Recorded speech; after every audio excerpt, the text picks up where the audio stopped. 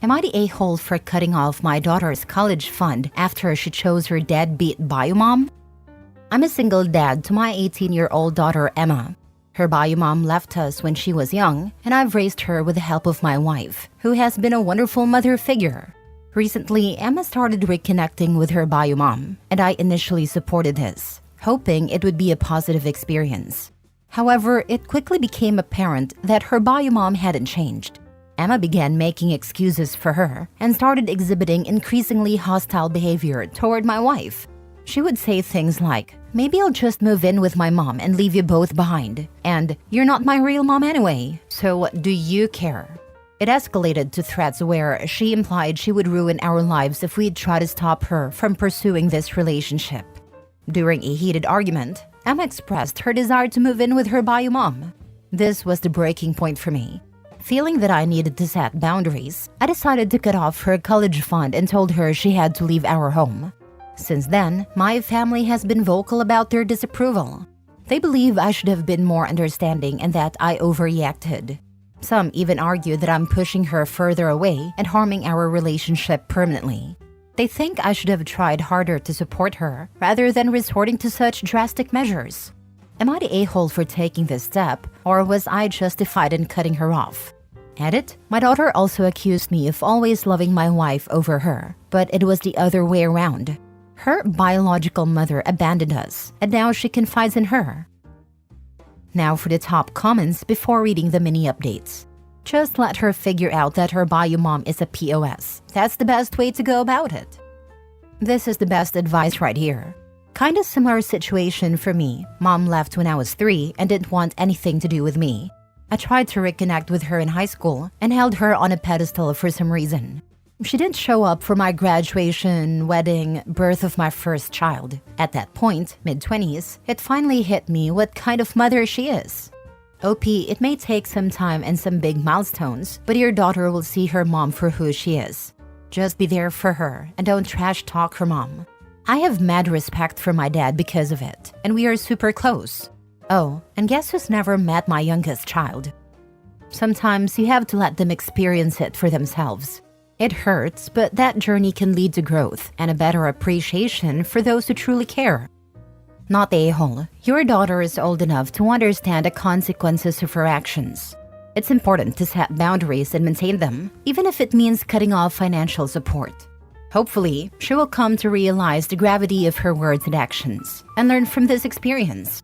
As for your family, ultimately it's your decision as a parent and they should respect that. I agree. Your daughter is desperate for the approval of the parent who rejected her all these years. It's common. But after living with your ex full-time, your daughter will eventually see that she is not a suitable parent and realize how good she had it. It will take time. As for your family, it's easy for them to judge, but they are not experiencing the day-to-day situation that you and your wife are. Ignore them, not the a-hole. Now for the updates. So a lot of you have been advising me to give her the college fund, and I think I agree. I shall give her the college fund, but I will not ask her to come back to me. That's her own free will, I guess. Update 2. Thanks to everyone who commented on my original post. I didn't expect to have an update so quickly, but a lot has happened in just the past few hours. About an hour after I posted, I got a message from Emma asking if we could meet up. She suggested a nearby coffee shop, and although I was unsure of what to expect, I agreed to meet her. When I arrived, I could tell right away that something was different. Emma looked exhausted and stressed, not at all like the confident person who left our home.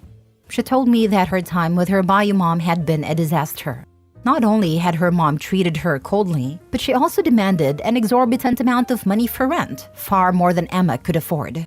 It became clear to Emma that her mom wasn't interested in having a real relationship with her, just in using her for financial gain. Emma was visibly upset as she apologized for the way she had treated me and my wife. She admitted that she'd made a huge mistake and asked if she could come back home.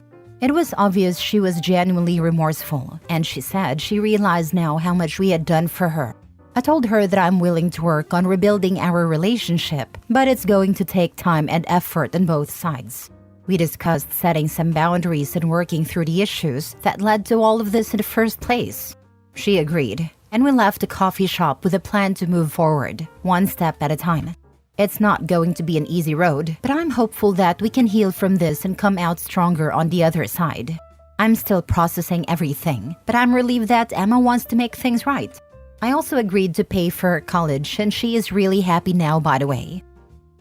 Next story. Am I the a-hole for refusing to let my son-in-law move his new girlfriend and her 10 kids into my dead daughter's home? 1 decade ago, I, 64 female, bought a large 7-bedroom house for my daughter and her husband, 35 male, after they found out they were expecting a baby. My darling daughter and granddaughter tragically passed away 8 years ago in an accident. The loss of the 2 most important people in our lives was the most devastating time my son-in-law and I had ever experienced. In these past few years, I have gotten closer with my son-in-law, and I consider him the closest thing I have left to a child.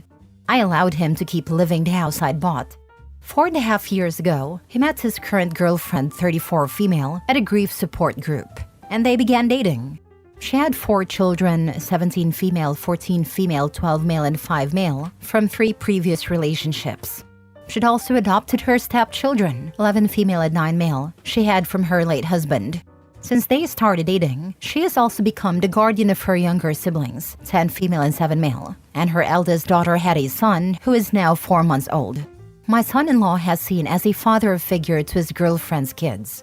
He looks after them while she works, sometimes drives them to and from school, helps take care of the baby, and does the things a father would typically do. Honestly, I never thought it would last this far. His girlfriend has been going through a lot of financial problems. She lives in a small 3-bedroom apartment and relies heavily on my son-in-law for money. In the past year, she has quit her 2nd and 3rd job due to the money she gets from him. His girlfriend recently found out she was pregnant, and he decided that this was his sign to take their relationship further and move his girlfriend and soon-to-be 10 kids into the home. I said, absolutely no chance. I bought this home for my daughter and granddaughter. He argued that I'd previously promised to allow his future family live in the house. Well, I knew that he would have to move on eventually. I said that assuming he wouldn't date a single mother of 10 kids. I said she was using him as a way of providing for a litter of kids, and he was disrespecting my daughter by moving a woman like her into my daughter's home. He said his girlfriend was having his baby, and he had a duty to take responsibility. He said she's a hard-working woman who overcame a troubled upbringing and cares about children, even if they're not biologically hers. I told him that the house was legally still mine, and I refused to let her move in. He claimed that they were in a long-committed relationship, and moving in together was long overdue. I said they could do what they want, as long as she stays out of my daughter's house. He accused me of being judgmental and elitist. Am I the a-hole? You know, she may be an incredibly compassionate person, but she has 10 kids, 4 by ones, so she, knows how this works. I get that birth control can fail, but you'd think someone responsible for 10 kids would make sure in every possible way not to get pregnant. But suddenly she's with a financially stable guy without a mortgage and a 7-bedroom house, and whoops! She may be deeply kind, but she's also irresponsible, and so is he. Seriously, does no one care for these kids' stability? Anyway, irresponsible people are not who you want in a house you own. Plus, 11 kids and 2 adults. That house will be trashed. So while I don't love your judgment of her, it's not without merit. And if he isn't listed as an owner, he has no rights to the house, and you have to protect your investment. Not the a-hole. 4 biological children, and the one she had at 17 just had her own kid at 17. Opie sounds pretty judgmental of the girlfriend's choices, but honestly, if solely for the stability of all these kids, I'm feeling pretty judgmental myself, not gonna lie. 4 bio kids out of 3 relationships at 34. Now preparing the 5th bio kid, her 17-year-old already a mom. I am sorry for the children, but I understand Opie's frustration and decision. Not the a-hole, I am sorry for your loss, Opie. I wonder where the fathers of her earlier children are. You need to sell the house and cut ties with this guy. He's trying his luck. You don't owe him anything. Not the a-hole. Next story. Am I the a-hole for excluding my older sister for having parentification trauma? My 35 female younger siblings, 34 female, 31 male, 31 female, and 30 male, were practically raised by our older sister, 40 female. Neither of our parents were there for us, so she had to act like a mother to us despite being a child herself. She never had time for studying, socializing, or hobbies, and both her grades and her mental health were greatly affected. She started working at age 13 and dropped out of school at 16 to work full-time to support us. Due to her childhood, she can't handle being around children at all. They trigger her trauma, and she starts crying, panicking, and having anxiety attacks. We all tried to be supportive of her. The thing is, between the 5 of us, we have 16 children aged between 7 months and 12 years.